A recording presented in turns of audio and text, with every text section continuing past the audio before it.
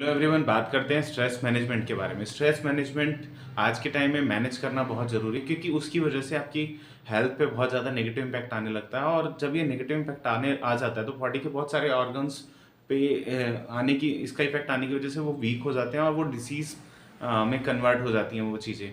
और एक बार किसी भी बॉडी ऑर्गन में प्रॉब्लम आ जाए तो उसको ठीक करना कई बार बहुत मुश्किल हो जाता है।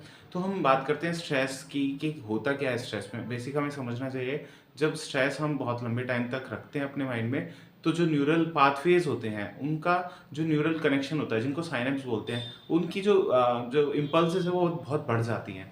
जब वो इम्पल्सेस बढ़ जाती हैं तो उनमें जब वो इम्पल्सेस पासेस होती हैं, तो जो केमिकल का, क्योंकि ये जो इम्पल्सेस पास होती हैं थ्रू केमिकल्स होती हैं, जिनको न्यूरोट्रांसमीटर्स कहते हैं। और जब ये ज़्यादा पास होती हैं तो ये कुछ ऐसे तरह के केमिकल जनरेट करती हैं जो बॉडी के लिए हार्मफुल होते हैं। और जब ये लगातार ऐसे ही केमिकल का प्रोडक्शन करती रहती है तो वो एंड बॉडी में ही घूमते हैं, स्पेशली ब्रेन में घूमते हैं।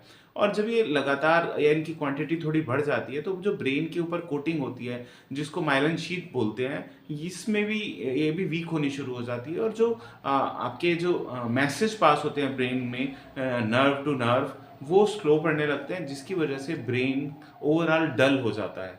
और जो रिस्पॉन्स है आपके ब्रेन का वो भी कम हो जाता है। तो इसलिए आपको अल्टीमेटली फ्यूचर को ध्यान में रख के अपने स्ट्रेस को मैनेज करना